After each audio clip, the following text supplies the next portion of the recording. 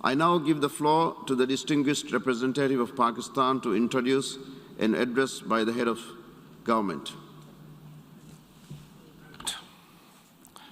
Mr. President, I have the great honor to introduce a recorded statement by His Excellency Mr. Imran Khan, the Prime Minister of the Islamic Republic of Pakistan. Bismillah ar-Rahman ar-Rahim. Iyaka na'budu wa iyaka nasta'in. Mr. President, I congratulate you on assuming the presidency of the 76th session of the General Assembly. I also wish to express appreciation for the significant achievements of your predecessor, Volkan Bozkır, who guided the Assembly skillfully under the difficult circumstances imposed by the COVID-19 pandemic. Mr. President, the world is facing triple challenge of the COVID-19, the accompanying economic crisis, and the threats posed by climate change. The virus does not discriminate between nations and people, nor do the catastrophes imposed by uncertain weather patterns. The common threats faced by us today not only expose the fragility of the international system, they also underscore the oneness of humanity. By the grace of Almighty Allah, Pakistan has been successful so far in containing the COVID pandemic. Our collaborated strategy of smart lockdowns helped save lives and livelihoods and kept the economy afloat. Over 15 million families survived through a social protection program of Asas.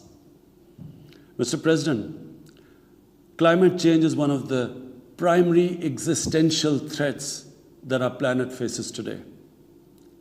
Pakistan's contribution to global emissions is negligible, yet we are among the 10 most vulnerable countries to the effects of climate change in the world.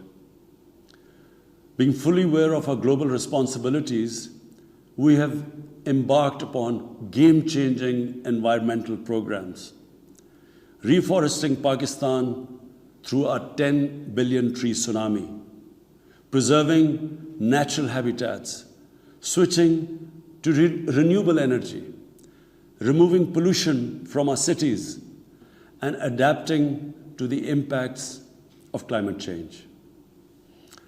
To address the triple crisis of COVID pandemic, economic downturn, and climate emergency, we need a comprehensive strategy that should include, number one, vaccine equity. Everyone, everywhere, must be vaccinated against COVID, and as soon as possible. Two, adequate financing must be made available to developing countries. This can be ensured through comprehensive debt restructuring, expanded ODA, redistribution of unutilized SDRs, and allotment of a greater proportion of SDRs to developing countries. And finally, provision of climate finance. Three, we must adopt clear investment strategies which help alleviate poverty, promote job creation, build sustainable infrastructure, and of course, bridge the digital divide. I propose that the Secretary General convene an SDG summit in 2025 to review and accelerate implementation of sustainable development goals. Mr. President, because of the plunder of the developing world by their corrupt ruling elites, the gap between the rich and the poor countries is increasing at an alarming speed. Through this platform, I've been drawing the world's attention towards the scourge of illicit financial flows from developing countries. The Secretary General's high-level panel of financial accountability, transparency, and integrity called the Facti Panel has calculated that a staggering $7 trillion in stolen assets are parked in financial haven destinations. This organized theft and illegal transfer of assets has profound consequences for the developing nations. It depletes their already meager resources, accentuates the levels of poverty, especially when laundered money puts pressure on the currency and leads to its devaluation. At the current rate, when the Facti Panel estimates that $1 trillion every year is taken out of the developing world, there will be a mass exodus of economic migrants towards the richer nations. What the East India Company did to India, the crooked ruling elites are doing to the developing world, plundering the wealth and transferring it to Western capitals and offshore tax havens. And Mr. President, retrieving the stolen assets from the developed countries is impossible for poor nations. The rich countries have no incentives or compulsion to return this ill-gotten wealth. And this ill-gotten wealth belongs, remember, to the masses of the developing world. I foresee in the not-too-distant future, a time will come when the rich countries will be forced to build walls to keep out economic migrants from these poor countries. I fear a few wealthy islands in the sea of poverty will also turn into a global calamity like climate change. The General Assembly must take steps meaningfully to address this deeply disturbing and morally repugnant situation, naming and shaming the haven destinations and developing a comprehensive legal framework to halt and reverse the illicit financial flows are most critical actions to stop this great economic injustice. And at a minimum, the recommendations of the Secretary General's Facti Panel should be fully implemented. Mr. President, Islamophobia is another pernicious phenomenon that we all need to collectively combat. In the aftermath of the 9/11 terrorist attacks, terrorism has been associated with Islam by some quarters. This has increased the tendency of right-wing, xenophobic and violent nationalists, extremists and terrorist groups to target Muslims. The UN Global Counter-Terrorism Strategy has recognized these emerging threats. We hope the Secretary General's report will focus on these new threats of terrorism posed by Islamophobes and right-wing extremists. I call on the Secretary General to convene a global dialogue on countering the rise of Islamophobia. Our parallel efforts at the same time should be to promote interfaith harmony, and they should continue. Mr. President, the worst and most pervasive form of Islamophobia now rules India. The hate-filled Hindutva ideology propagated by the fascist RSS BJP regime has unleashed a reign of fear and violence against India's 200 million Muslim-strong community. Mob lynching by cow vigilantes, frequent pogroms such as the one in New Delhi last year, discriminatory citizenship laws to purge India of Muslims, and a campaign to destroy mosques across India and obliterate its Muslim heritage and history are all part of this criminal enterprise. New Delhi has also embarked on what it ominously calls the final solution for Jammu and Kashmir dispute. It has undertaken a series of illegal and unilateral measures in occupied Jammu and Kashmir since 5th August 2019. It has unleashed a reign of terror, by an occupation force of 900,000. It has jailed senior Kashmiri leadership, imposed a clampdown on media and internet, violently suppressed peaceful protest, abducted 13,000 young Kashmiris and tortured hundreds of them. It has extrajudicially killed hundreds of innocent Kashmiris in fake encounters and imposed collective punishments by destroying entire neighborhoods and villages. We had unveiled a detailed dossier on gross and systematic violations of human rights by the Indian security forces in occupied Jammu and Kashmir. This repression is accompanied by illegal efforts to change the demographic structure of the occupied territory and transform it from a Muslim majority into a Muslim minority. Indian actions violate the resolutions of the United Nations Security Council on Jammu and Kashmir. They clearly prescribe, the resolutions clearly prescribe that the final disposition of the disputed territory should be decided by its people through a free and impartial plebiscite held under the UN auspices. India's action in occupied Jammu and Kashmir also violate international human rights and humanitarian laws, including the Fourth Geneva Convention, and amount to war crimes and crimes against humanity. It is unfortunate, very unfortunate, that the world's approach to violations of human rights lack even-handedness and even are selective. Geopolitical considerations or corporate interests, commercial interests, often compel major powers to overlook the transgressions of their affiliated countries. Such double standards, and the most glaring in case of India, where this RSS BJP regime is being allowed to get away with human rights abuses with complete immunity.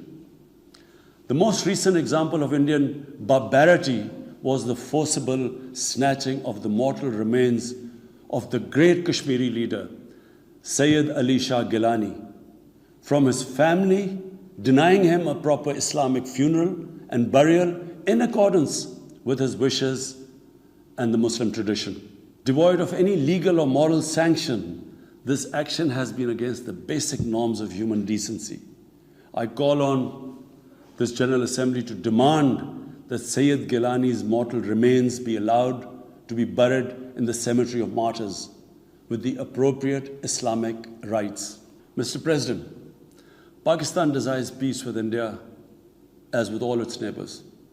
But sustainable peace in South Asia is contingent upon resolution of the Jammu and Kashmir dispute in accordance with the relevant United Nations Security Council resolutions and the wishes of the Kashmiri people. Last February, we reaffirmed the 2003 ceasefire understanding along the line of control. The hope was that it would lead to a rethink of the strategy in Delhi. Sadly, the BJP government has intensified repression in Kashmir and continues to vitiate the environment by these barbaric acts. The onus remains on India to create a conducive environment for meaningful and result-oriented engagement with Pakistan. And for that, it must do, number one, reverse its unilateral and illegal measures instituted since 5th August 2019. Secondly, stop its oppression and human rights violations against the people of Kashmir. And three, halt and reverse the demographic changes in the occupied territory. It is also essential to prevent another conflict between Pakistan and India. India's military buildup, development of advanced nuclear weapons, and acquisition of destabilizing conventional capabilities can erode mutual deterrence between the two countries. And now, Mr. President, I want to talk about Afghanistan. the current situation in Afghanistan, for some reason, Pakistan has been blamed for the turn of events by politicians in the United States and some politicians in Europe. From this platform, I want them all to know the country that suffered the most, apart from Afghanistan, was Pakistan when we joined the US war on terror after 9/11. 80,000 Pakistanis died. $150 billion was lost to our economy. There were 3.5 million internally displaced Pakistanis. And why did this happen?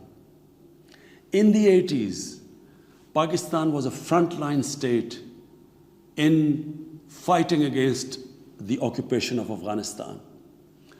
Pakistan and the United States trained mujahideen groups to fight for the liberation of Afghanistan. Amongst those mujahideen groups were Al-Qaeda, were various groups from all over the world. They were mujahideen, Afghan mujahideen. These were considered heroes.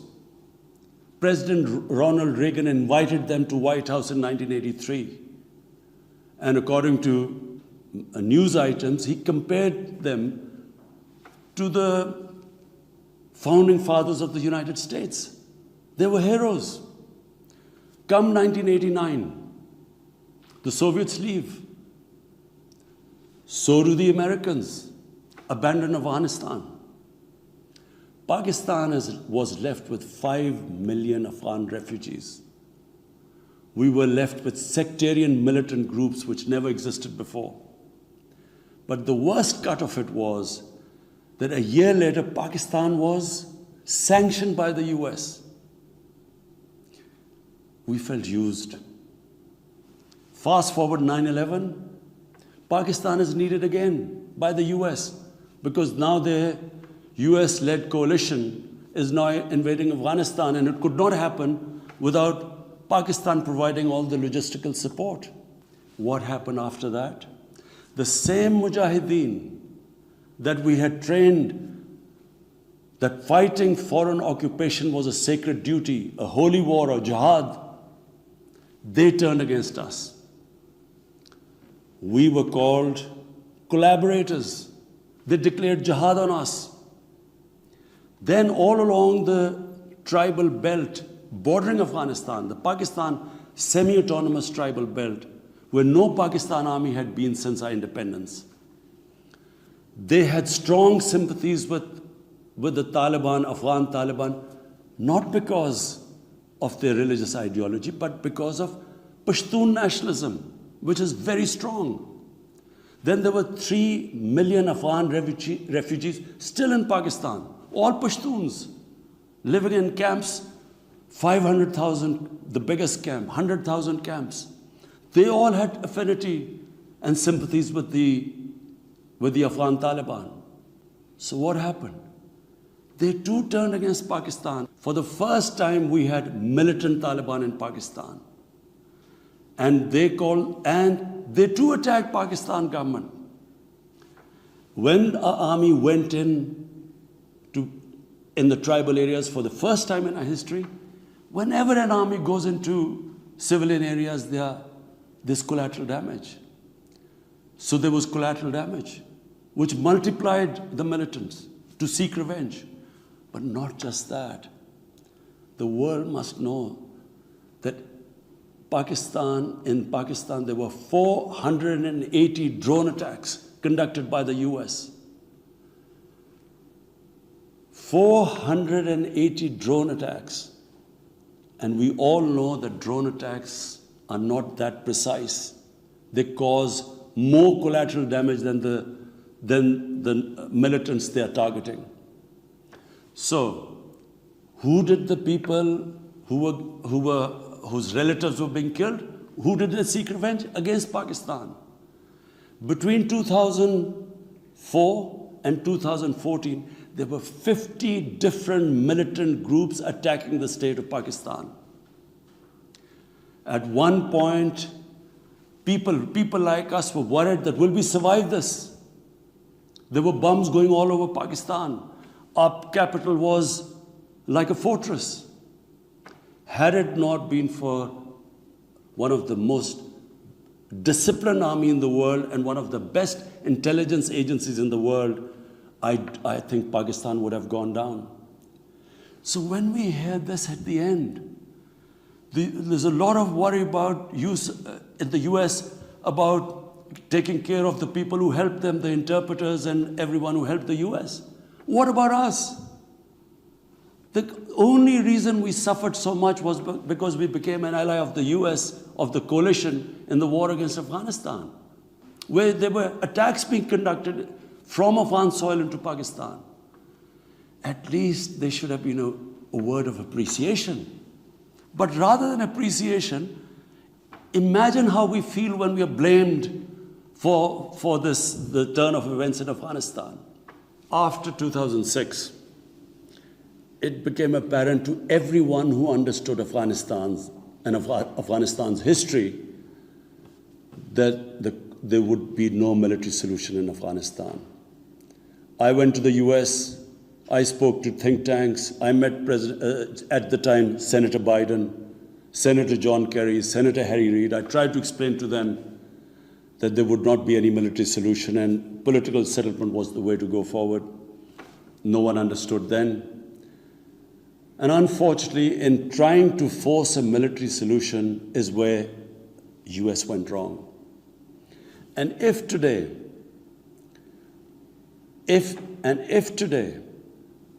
the world needs to know why the Taliban are back in power, all the world has to do is do a deep analysis of why 300,000 well-equipped Afghan army, and remember, Afghans are one of the bravest nations on earth.